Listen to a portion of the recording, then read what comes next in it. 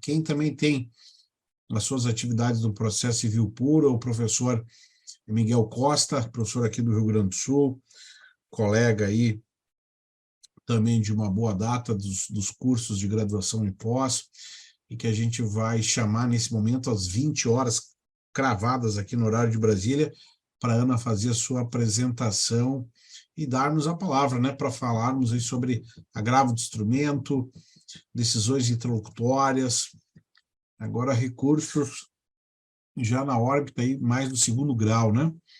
Saindo um pouquinho do STF e do STJ, falando mais do segundo grau de jurisdição.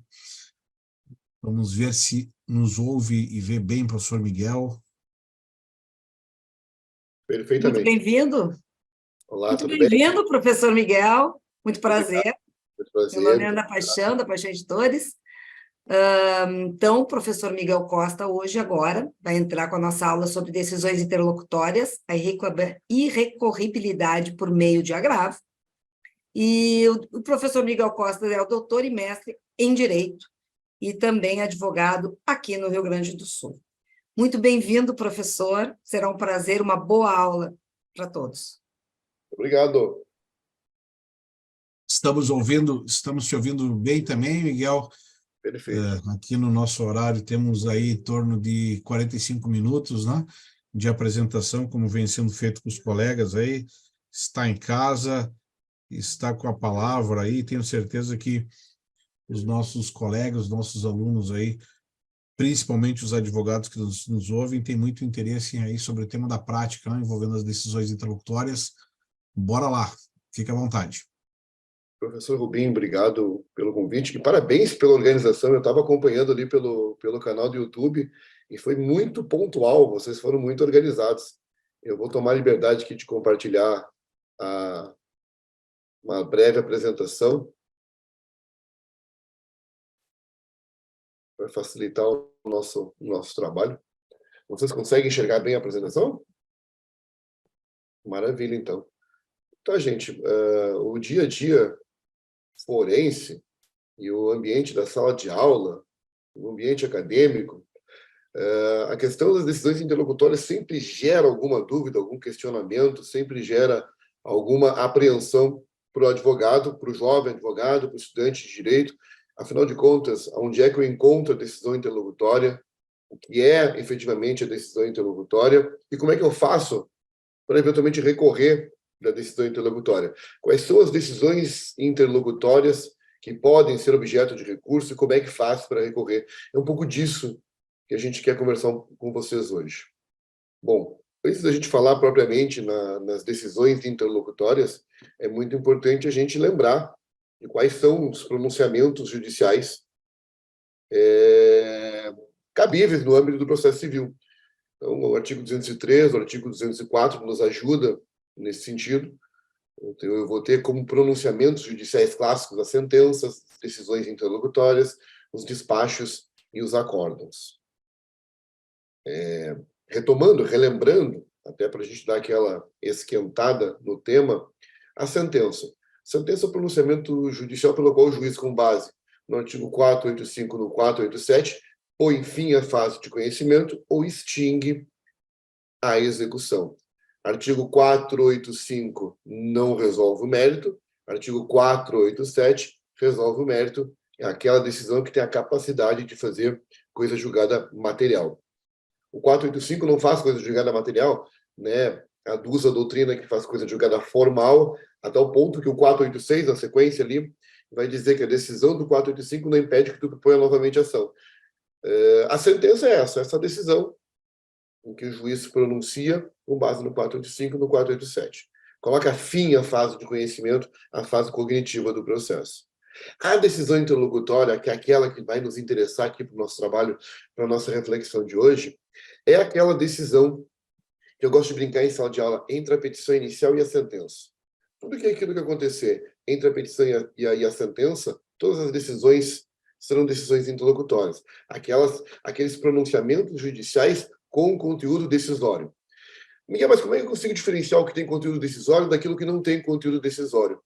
Beneficiou ou prejudicou uma das partes da decisão? Causou alteração na estrutura jurídica de uma das partes é decisão. Aí eu tenho uma ideia do que é decisão. Se essa decisão, que não é uma sentença, 485, 487, ela for proferida no processo, ela terá uma natureza interlocutória. A gente tem um despacho que a gente chama de despacho de mero expediente. Tem sentenças, tem juízes que chamam a decisão interlocutória, que a gente viu agora, de despacho interlocutório. O despacho é um pronunciamento judicial que ele tem como finalidade aquilo que a gente escreve aqui: impulso processual, faz o processo andar, né? E como ele tem essa ideia só de impulsionar o processo, sem um conteúdo decisório específico, dele não cabe recurso, dele não cabe insurgência. Porque ele, inclusive, ele pode acontecer, inclusive, de ofício, inclusive por ato cartorário. No âmbito das decisões, dos pronunciamentos judiciais, a gente não pode esquecer da decisão monocrática e do acórdão. Decisão monocrática: pronunciamento realizado por um órgão vinculado a determinado tribunal. Decisão adotada de maneira individual ou singular pelo relator. É a decisão do relator. Aquele que recebe o recurso, aquele que profere, às vezes, a decisão de concessão de efeito suspensivo ativo, aquele que concede a decisão, às vezes, de uma antecipação de tutela recursal. Essa é a decisão monocrática.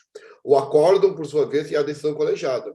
É o pronunciamento realizado por órgão judicial coletivo, colegiado, vinculado a um tribunal. E por que eu faço esse apanhado dos pronunciamentos judiciais? Para que a gente saiba do que a gente está falando. A gente está dentro do tema pronunciamentos judiciais e a gente vai destacar por específico a decisão interlocutória. A decisão interlocutória é aquela decisão entre a sentença e a petição inicial. Todos aqueles pronunciamentos do juiz que têm um conteúdo decisório é uma decisão interlocutória. Da recorribilidade, como é que se faz para recorrer dessas decisões? De modo muito geral, todas essas decisões elas vão ser passíveis de embargos de declaração. Tá? Então, para tirar a obviedade dos embargos de declaração, vamos trabalhar com a sentença. A sentença, né, o artigo 1009 é muito específico, da sentença cabe apelação. A decisão interlocutória, desde o CPC de 73, a gente já tem a ideia de que a decisão interlocutória ela é oponível, ela é recorrível mediante agravo, mas já no CPC de 73 começavam-se filtros para impedir a proliferação de agravos de instrumento. Ali no artigo, no CPC de 73, já se diziam que alguns tipos de decisão, aquelas que tinham a possibilidade de causar um perigo de dano irreparável, aquelas que tinham possibilidade de trazer urgência, elas caberiam agravo, e as demais caberiam agravo retido. O CPC de 2015 vem, acaba com o agravo retido e traz um rol taxativo, que a gente vai trabalhar daqui um pouco de maneira mais específica, e traz um rol taxativo daquelas decisões que vão caber agravo de instrumento. E aquilo que outrora estava destinado ao agravo retido, que não existe mais no CPC 2015, elas vão estar destinadas a preliminar de apelação. Então, vamos lá. Se a decisão interlocutória, o conteúdo dela, estiver contido no rol do artigo 1015, agravo de instrumento. Vai ter uma lista ali, a gente vai ver daqui um pouco. Vai ter uma lista de pronunciamentos judiciais que deles caberão agravo de instrumento. Todas as demais que não couber agravo de instrumento, elas, em tese, estarão abrigadas pela possibilidade de uma preliminar no recurso de apelação. Dizendo de outra forma, aquelas decisões que não cabem agravo de instrumento, porque não estão no rol do artigo 1015, delas não haverá a eficácia da preclusão e elas continuarão vivas e poderão ser discutidas por meio de preliminar na apelação. Não entendi, Miguel. Vamos pegar um caso concreto. A questão da oitiva de uma testemunha, a questão da realização de uma prova pericial, a juntada de um documento. O juiz diz, não vou ouvir testemunha no processo, não vou designar perícia, não vou deixar juntar o documento. Dessa decisão, a gente vai procurar na listinha do 1015, não cabe agravo. Não tem previsão de agravo. quanto à produção de prova. O processo vai prosseguir, eu muito possivelmente vou, né, ser prejudicado por essa não produção de prova, a sentença pode eventualmente ser improcedente para mim, e eu vou apelar. Quando eu apelar, antes de eu discutir o mérito recursal, antes de eu discutir aquelas questões que dizem respeito à apelação, eu faço em preliminar a arguição do cerceamento de defesa, da violação da ampla defesa, porque a minha prova não foi produzida, porque a perícia não foi realizada, porque a minha testemunha não foi ouvida. Eu faço isso em preliminar de apelação. Faz mais ou menos a mesma eficácia, o mesmo jeito que o agravo retido fazia no passado. Tá? Como a gente está falando de recorribilidade aqui, a gente já tinha adiantado, do despacho, por não ter conteúdo decisório, ele é irrecorrível.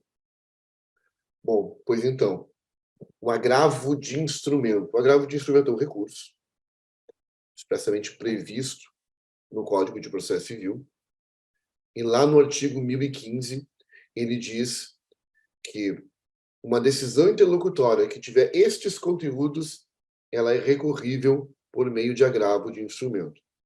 Decisão interlocutória que verse sobre tutela provisória. Tutela provisória da urgência, tutela provisória da evidência, tutela provisória cautelar, tutela provisória antecipatória. Dessas decisões que concedem ou denegam, caberá agravo de instrumento. Decisões judiciais que julgam o mérito do processo, a sentença parcial de mérito. O autor pediu A e B. O réu contestou e disse: o A eu não devo, mas eu devo o B. Com relação ao pedido B, o juiz pode proferir uma sentença parcial de mérito e dessa decisão cabe agravo de instrumento. Quando as partes, no âmbito ainda do direito material, estabelecem que o litígio se resolverá por meio de convenção de arbitragem, a discussão sobre a existência ou não da arbitragem, sobre a validade ou não da cláusula de arbitragem, a discussão sobre se aplicar ou não a arbitragem, se o juiz de primeiro grau decidir como cabível ou incabível, dessa decisão caberá agravo de instrumento. E observem, uma opção muito clara pelo legislador. O legislador do CPC de 2015, ele faz uma aposta para tentar agilizar o andamento do processo, para tentar diminuir os recursos, ele faz uma aposta muito forte nessas formas alternativas de resolução de litígios. Não é à toa que a audiência de conciliação ganha uma força muito forte no CPC 2015, que a mediação ganha uma força muito grande no CPC 2015, e a arbitragem. Aqui está uma prova de que a arbitragem tem muita força no CPC de 2015, até o ponto que a rejeição da alegação de arbitragem cabe agravo de instrumento. Se o juiz de primeiro grau rejeitar, não aplicar a ideia do agravo de instrumento, nesse momento dessa decisão, vai caber agravo de instrumento. O incidente de desconsideração da personalidade jurídica, artigo 137 e seguintes, lá do CPC, ele é muito importante, porque antes do incidente de desconsideração da personalidade jurídica, esse era um instituto utilizado de maneira quase que abusiva em alguns locais e alguns tribunais. No âmbito do direito do consumidor, no âmbito do direito tributário, no âmbito das relações entre empresas, se desconsiderava uma pessoa jurídica, em decisão, às vezes, que não cabia nem o contraditório, nem a ampla defesa, e muitas vezes o prejudicado, ou a pessoa que tem interesse em discutir a desconsideração da personalidade jurídica, a disregard, ficava presa, ficava tolhida da possibilidade de se manifestar. O CPC de 2015, ele traz o quê? Ele traz um regramento específico para o incidente de desconsideração de personalidade jurídica. A parte que entende que há abuso na desconsideração da personalidade jurídica, incidente muito aplicável, muito importante, por exemplo, no dia de família, hoje, a tal ponto que cabe a desconsideração inversa da personalidade jurídica. A parte que entende que há abuso na utilização da pessoa jurídica, pode propor um incidente. É uma ação nova, Miguel? Não, não é uma ação nova. É um incidente processual. E esse incidente processual será resolvido, será decidido por meio de uma decisão interlocutória. Então, quando se pergunta qual é a natureza jurídica da decisão que resolve, que julga um incidente de desconsideração da personalidade jurídica, a natureza jurídica dessa decisão é decisão interlocutória, por expressa previsão legal. E o recurso contra essa decisão é o agravo de instrumento. A rejeição do pedido de gratuidade, o acolhimento do seu pedido de sua revogação. A questão da AJG, se vocês lembrarem, a antiga lei da assistência judiciária gratuita, tinha uma discussão que fazia impugnação cabia apelação, as pessoas entravam com agravo de instrumento, era uma confusão. Os advogados que têm um pouquinho mais de caminhada, como eu, né, o Fernando aí, que está há bastante tempo na caminhada da advocacia, vão lembrar que tinha muita discussão aí qual é a decisão que cabe em face da impugnação à AJG. Cabe agravo, cabe apelação? O CPC agora resolve isso de maneira muito clara. Rejeitado o pedido de gratuidade ou acolhido o pedido de revogação, o recurso cabível é agravo de instrumento. Expressamente estabelecido a forma como a parte pode se manifestar no processo. Então, vamos lá. O autor ajuiza a petição inicial e pede assistência judiciária gratuita, o beneplácito da assistência judiciária. O juiz, por alguma razão, diz não. Quem tem advogado, quem tem feito na prática, sabe o verdadeiro tormento que é obter assistência judiciária gratuita hoje na Justiça Estadual, por exemplo. É difícil. E dependendo do tribunal, até porque eu sei que o evento aqui da Editora Paixão, o evento do professor Fernando Rubim, ele é transmitido nacionalmente, há outros estados em que a dificuldade é maior ainda. Distrito Federal, Rio de Janeiro, São Paulo. Muitas vezes o que acontece? Os juízes pedem cópia de extrato bancário, cópia de fatura de cartão de crédito, cópia da declaração do imposto de renda. São muito rigorosos nessa análise da hipossuficiência, né, do autor. Às vezes é muito complicado. E eu não tenho uma legislação específica que estabelece 5 salários mínimos, 10 salários mínimos, 10 salários mínimos com 2 dependentes, é o critério do teto do imposto de renda. Não tem ainda o critério. Vai muito ainda de juiz para juiz. Vai muito ainda da habilidade do advogado demonstrar a necessidade da parte no caso concreto. Experimentem pedir assistência judiciária gratuita para sócio de pessoa jurídica. E, às vezes, uma empresa pequena, um empreendimento muito pequeno, muito diminuto, e ainda assim a dificuldade é gigantesca em conseguir mensurar, provar se cabe ou não. Tu faz todo esse exercício, toda essa ginástica, pede a JG, o juiz vai lá e diz não. Recurso cabível, rejeição do pedido de gratuidade da justiça. Agravo de instrumento. Miguel, mas como é que a outra parte fica? Ela fica, né, sem ter um recurso? Vamos lá. O juiz acolhe o pedido de AJG. O réu, na contestação, ele pode, em preliminar de contestação, impugnar o pedido de AJG.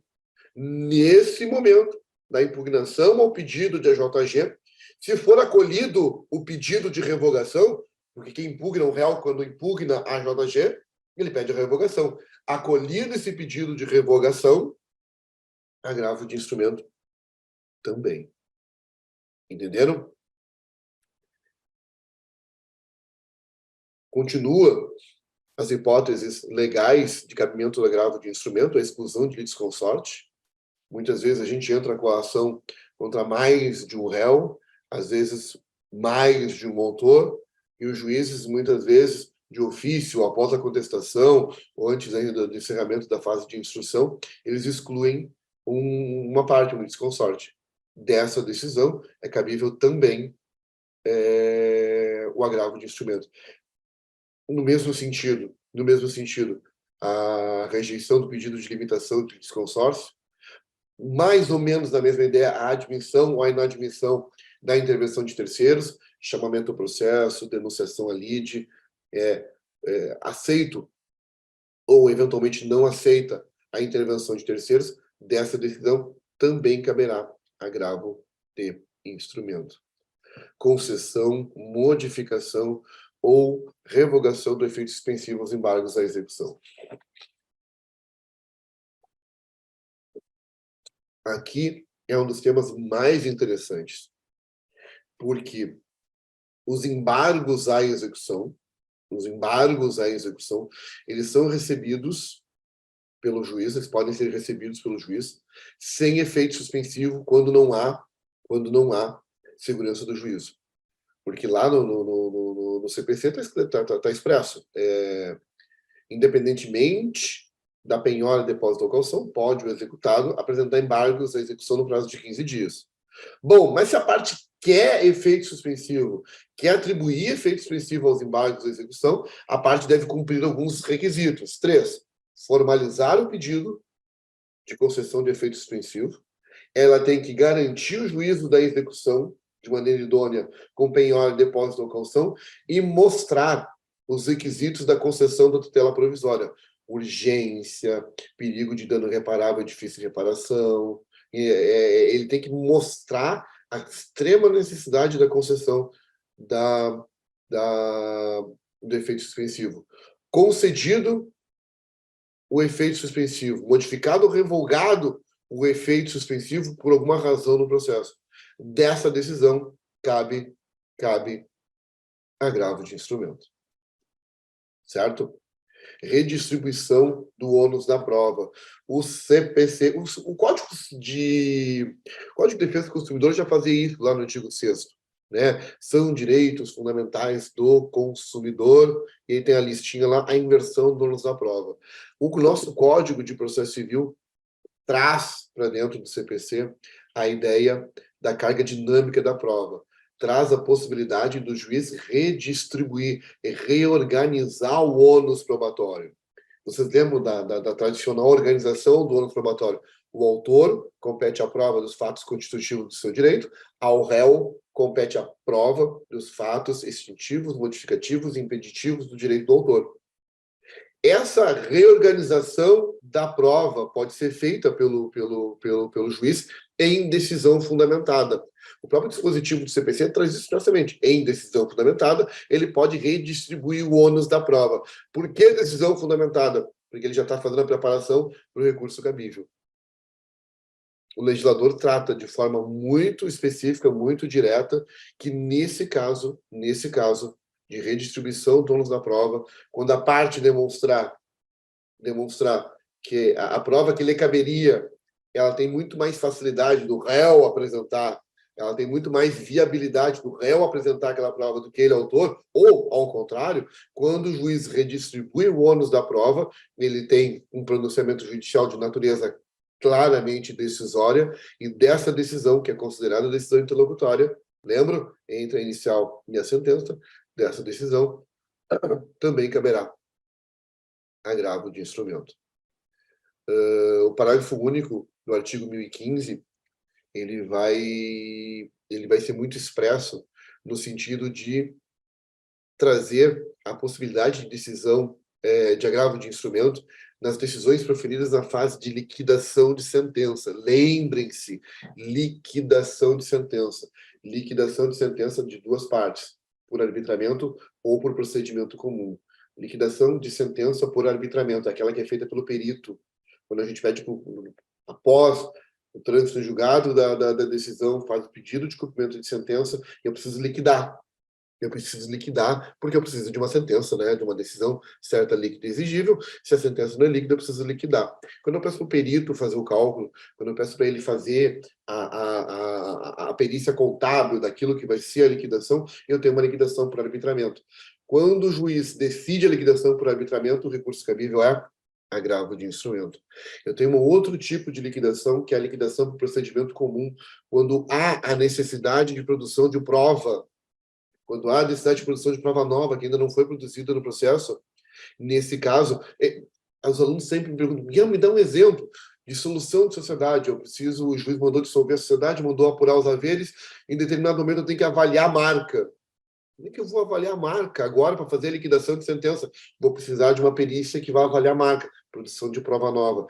Essa liquidação de sentença né, para o procedimento comum, quando o juiz decidir, declara líquida a sentença, dessa decisão cabe agravo de instrumento.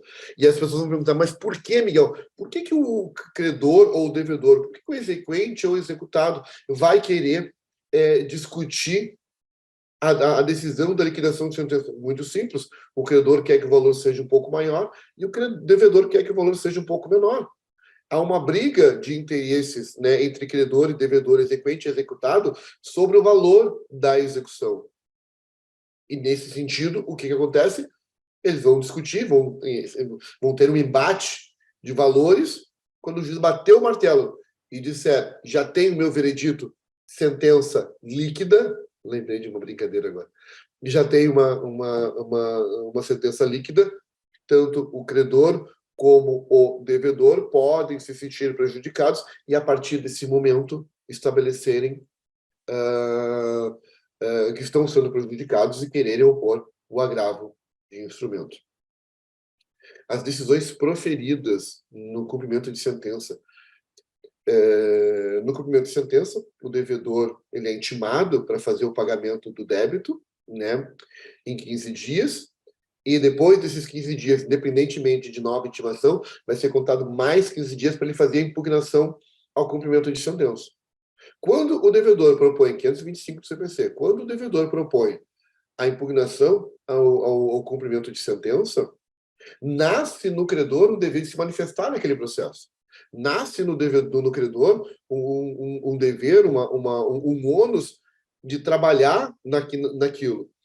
E, de novo, vai ser a mesma coisa. Eles vão discutir sobre as questões, e aí a penhora foi correta, a penhora não foi correta, é bem de família, não é bem de família, o valor que tem excesso de execução, não tem excesso de execução, dá para excluir um devedor, não dá para excluir um devedor, tem que trazer uma garantia a mais, a penhora está correta, entende? Dá para conceder efeito suspensivo na impugnação do cumprimento de sentença, não é caso de conceder efeito suspensivo ao cumprimento de sentença. Todas essas decisões do juiz, que forem proferidas no âmbito da fase de cumprimento de sentença, cabe um agravo de instrumento. Aqui um parênteses bem rapidinho. Eu estou controlando meu tempo aqui para não extrapolar. Aqui um parênteses bem rapidinho. Encerrada a fase de conhecimento com a sentença transitada em julgado, agora inaugura, por causa desse sincretismo processual, uma nova fase no processo, que é a fase de cumprimento de sentença. Essa fase de cumprimento de sentença é fase executória. Qual é a finalidade da execução? Meus alunos estão com o meu carecas de saber. Finalidade do processo de execução é a expropriação de patrimônio do devedor. Como o cumprimento de sentença é fase executiva, tem como objetivo, tem como mira a expropriação de patrimônio do devedor. Em todo esse processo, em toda essa nova fase, esse novo momento processual, que visa expropriar patrimônio do devedor para garantir a execução, todas as decisões proferidas ali serão oponíveis, serão recorríveis por meio de agravo de instrumento. Tá certo? Eu falei antes, ali no 10, né, concessão, modificação, revogação de efeito suspensivo nos embargos. Se houver a concessão, modificação, revogação de efeito suspensivo, a impugnação, a fase de cumprimento de sentença, dessa decisão também vai caber agravo de instrumento. As decisões proferidas no processo de inventário, né, também serão decisões interlocutórias, né, recorríveis por meio de agravo de instrumento. Nós vivemos no Brasil. Vocês lembram que eu falei na introdução que já no CPC de 75, ali antes de 2015, 2010, 2012, 2013, 14, 15, já haviam sido criados filtros para se diminuir, para se reduzir a hipótese de agravo de instrumento? Lembra que eu falei isso? Pois bem, lá naquela oportunidade não deu certo. Tinha legislação específica, dizendo muito claramente, só vai caber agravo de instrumento em caso de urgência, em caso de pujante necessidade, perigo de dano irreparável, difícil reparação. Aí cabe agravo de instrumento. Se não, tu faz o agravo retido direto. E o que era o agravo retido? O agravo retido, ele ficava parado esperando no processo, só discutia ele quando na interposição da apelação. Não deu certo. Acabou, o Fernando Rubim vai lembrar bem, acabou que todo o agravo era agravo de instrumento. Ninguém respeitava essa coisa do agravo retido. Raramente o tribunal rechaçava, dizia, não é caso de agravo de instrumento, seria caso de agravo retido. Tinham decisões? Tinham, mas acabava que todo agravo de instrumento acabou sendo agravo de instrumento. Porque os advogados, o direito brasileiro, ele acaba empurrando um pouco a interpretação, alargando um pouco a interpretação legal. Aqui no CPC de 2015, a gente tem uma regra mais forte.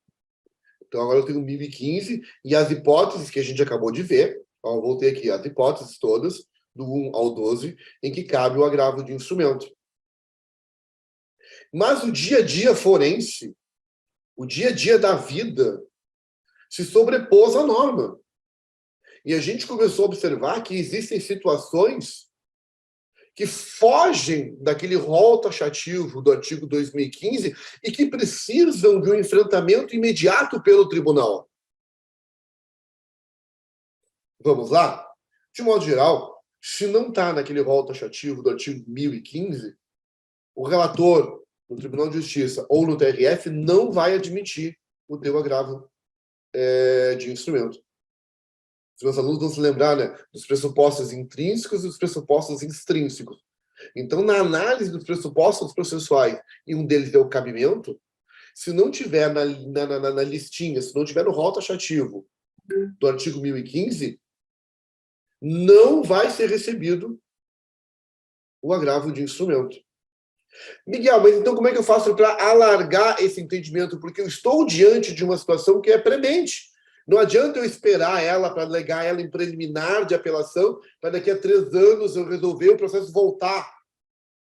Não tem por que fazer isso. Como é que eu faço?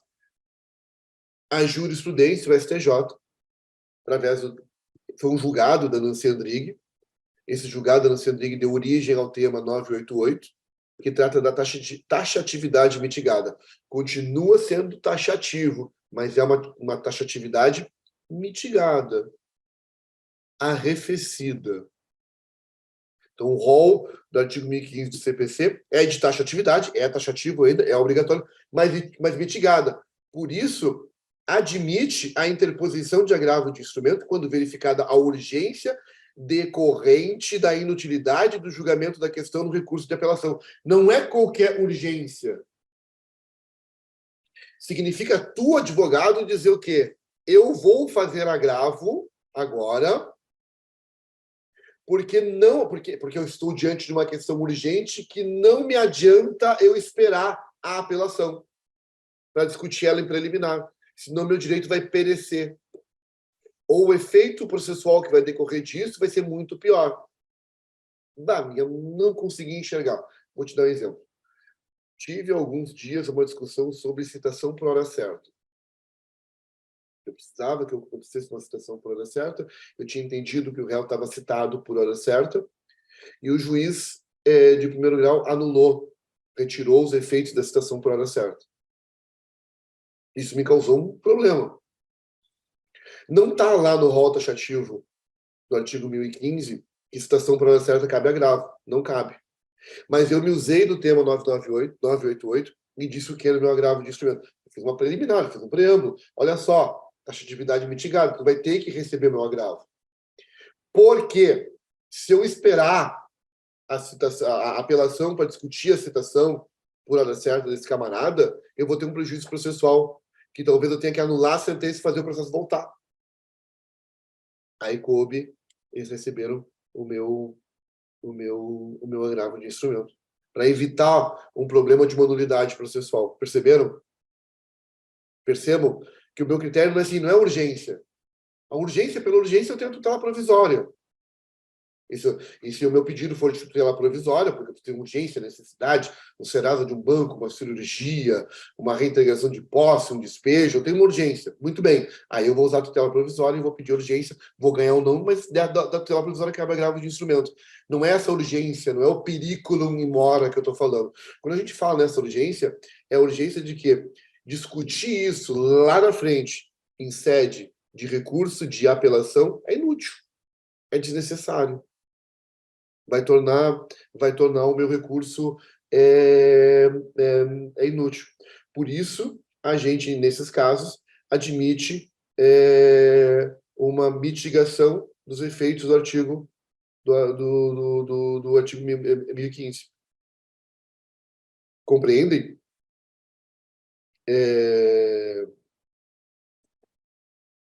A fim de evitar que eu tenha que trazer a questão só lá na apelação. Algumas eu vou ter que trazer só na apelação.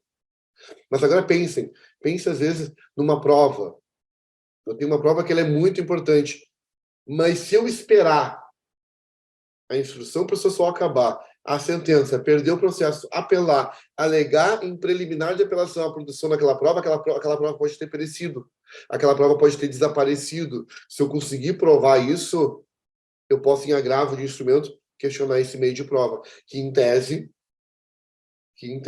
não é a maneira correta, não é a maneira adequada de eu discutir essa decisão. De novo, a teoria da taxatividade mitigada não é uma teoria que nasceu para ser aplicada de roldão, para ser aplicada como regra. Ela é exceção. E eu vou tratar ela como exceção. Compreendem? Eu vou usar ela como um método de eu resolver, um método de eu tentar resolver uma questão importante em que não cabe agravo de instrumento. Bom, Miguel, não está na lista do 1015. Não cabe agravo? Em tese, não. Essa é a resposta. Em tese, não. Vamos lá. Será que eu consigo aplicar a teoria da taxatividade mitigada? Consigo. Então, eu posso tentar um agravo de instrumento. Porque em condições normais não caberia um agravo de instrumento. Certo? Outros casos previstos em lei em que cabe o agravo de instrumento. Porque lá o CPC, no artigo 1015, ele vai dizer claramente, deixa eu me lembrar como é que ele diz, vou dizer outros casos previstos em lei, acho que é isso. No inciso 13, artigo 1015, inciso 13. Outros casos expressamente referidos em lei. Decisão que julga parcialmente nos casos previstos no artigo 356 do CPC. Vamos lá para o artigo 356 do CPC? Artigo 356 do CPC. Julgamento parcial de mérito. Cabe agravo de instrumento. Decisão do juízo de primeiro grau que resolve o pedido de distinção no contexto dos recursos repetitivos. Mais uma vez, tem previsão expressa que, nesse caso de recursos repetitivos, vai ser o agravo de instrumento. Decisão que decreta falência. Artigo 100 da Lei 11.101, Lei de Falências. A decisão que decreta falência cabe agravo. E a sentença que julga a improcedência cabe apelação. Então, observa. Eu sempre faço um paralelo com meus alunos. Entende o processo de falência como uma grande execução, uma execução universal. Bom, decretada a falência, foi decretado que eu posso fazer execução universal. O processo não acaba. Ele não se resolve, porque agora é que ele vai começar. É agora que eu vou expropriar o patrimônio da massa falida. O processo vai continuar. Se vai continuar, decisão interlocutória, portanto, agravo de instrumento. Agora, se o juiz entende que não estamos diante dos requisitos necessários para decretar a falência, o processo se encerra. Por isso, cabe apelação. Certo? É esse o regime e a organização que a gente tem. Julgamento do tema 1022 do STJ. O STJ consolidou o entendimento de que cabe agravo de instrumento de todas as decisões interlocutórias proferidas no processo de recuperação judicial e no processo de falência. Falou em recuperação judicial, falou em processo de falência, processo que está andando, processo que está... Decisões interlocutórias proferidas no curso, sempre caberá o agravo de instrumento. Todas, e aí sim, todas as demais decisões proferidas no processo que não podem ser atacadas por meio de agravo devem se submeter ao seguinte regime. Gente, eu estou falando aqui da grande maioria das decisões interlocutórias que são irrecorríveis por meio de agravo de instrumento. Elas não, elas não podem ser questionadas por meio de agravo de instrumento. De todas essas decisões, a primeira coisa que eu vou ver é, quando cabível, eu vou pôr embaixo de declaração. Quando eu estiver diante de omissão, de obscuridade, de contradição, de erro material, quando eu estiver diante daqueles requisitos do artigo 1022, eu vou pôr embaixo de declaração. Miguel, mas não cabe agravo, mas cabe embargos. Isso, os embargos de declaração pode ser uma boa medida, uma boa estratégia para ti, advogado, para ti, advogada, questionar aquela decisão que não concedeu aquele meio de prova, que não autorizou o juntado daquele documento, que não permitiu a realização daquela perícia. Os embargos de declaração podem ser aquele método, aquela forma com que tu vai conseguir trazer de novo a questão. E não se esqueçam de duas coisas quando a gente fala em embargos de declaração. Primeiro, o juiz tem que se manifestar sobre os seus embargos. Sabem aquela decisão clássica dos embargos de declaração? Todos nós já passamos por essa decisão, que ele diz assim, ó, o magistrado não é obrigado a se manifestar sobre todos os pontos arguidos dos embargos de declaração, bastando que fundamente, né, a sua decisão.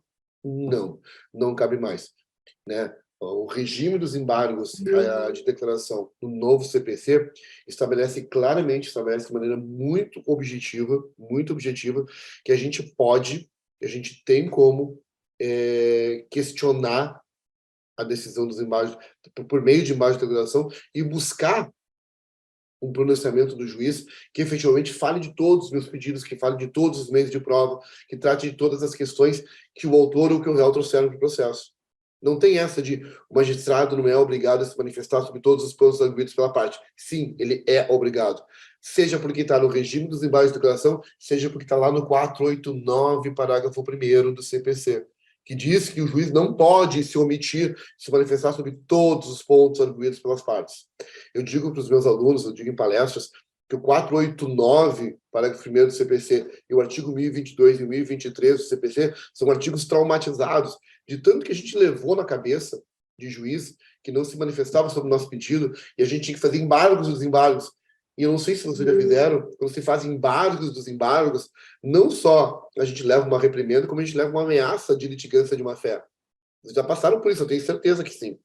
E é desagradável, porque eu preciso do pronunciamento judicial, eu preciso provocar o juiz, eu preciso que ele me diga o que está acontecendo. Né? E muitas vezes o que acontece é que o juiz, né, por várias questões, por convicção própria, e eu acho muito complicado um juiz ter convicção própria no processo, ele acaba não decidindo da maneira mais adequada. Aí, mesmo uma decisão que não cabe agravo de instrumento, eu posso apertar o juiz por meio de embargo de declaração.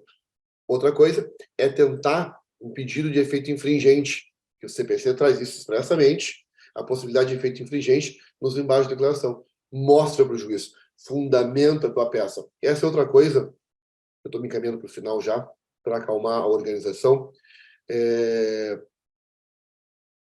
Essa é uma das questões pelas quais eu sempre oriento os meus alunos, o jovem advogado, quem trabalha comigo.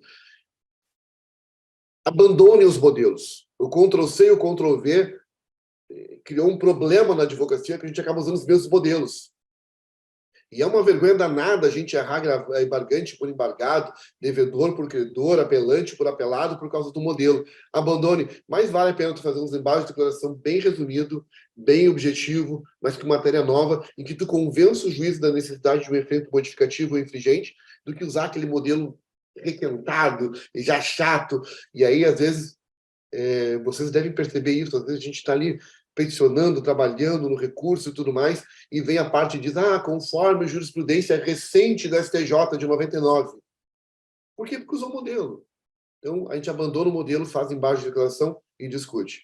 A outra forma da gente questionar uma decisão interlocutória que não cabe agravo de instrumento é aquilo que eu falei, é a preliminar no recurso de apelação interposto contra a decisão final.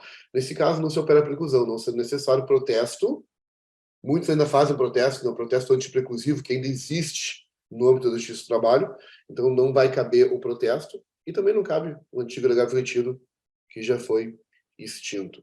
Pelas minhas contas aqui, se meu tempo não estourou, eu estou ali no limite, tá? Me comprometi com o Fernando Rubim de ser rigoroso com o tempo, e eu acho que eu consegui. Então, aqui, muito obrigado pela atenção dispensada. Minha gratidão ao professor Fernando Rubim pelo convite em participar do evento. Cara, te parabenizar pela iniciativa, muito se fala em coisas disruptivas, em coisas modernas, inovadoras, que o evento é disruptivo e inovador. 24 horas de processo, merece os parabéns. O formato é absolutamente exitoso, estou sempre à disposição para dialogar, para conversar, para dúvidas, para críticas, para qualquer coisa. Deixei ali para vocês rede social, e-mail do escritório. E, Fernando, apesar de ser um gremista, eu te adoro. Obrigado por tudo sempre. Grande professor Miguel, trouxe aí a sua ampla colaboração, né, como advogado, como professor, na área de processo civil, mais um aí processualista para a nossa maratona de processo. Estamos aqui desde o meio-dia, né, Miguel? Então, a gente acaba acompanhando todas as palestras e cada vez com a impressão de que realmente deu certo, né? Porque não temos uma ideia de divergência, bem pelo contrário, uma ideia assim de complementação, uma ideia de aproximação muito grande, né? Entre os temas de processo civil e processo previdenciário. Obrigado aí pela tua palestra. Deixou também o contato, o material a gente vai divulgar para os nossos alunos, para os colegas do time de elite que estão chegando também, né? E esperamos, sim, contar com um amigo aí numa próxima oportunidade. Valeu, até a próxima. Obrigado, querido. Abraço, fique todos com Deus. Tchau, tchau. Muito bem, muito bem. Essa, então, foi mais uma super apresentação do time de elite, recebendo o professor Miguel Costa, e são agora 20 horas e 50 minutos, daqui a pouquinho, né, nos aproximando das 21 horas, partiremos para mais um super convidado, Ana.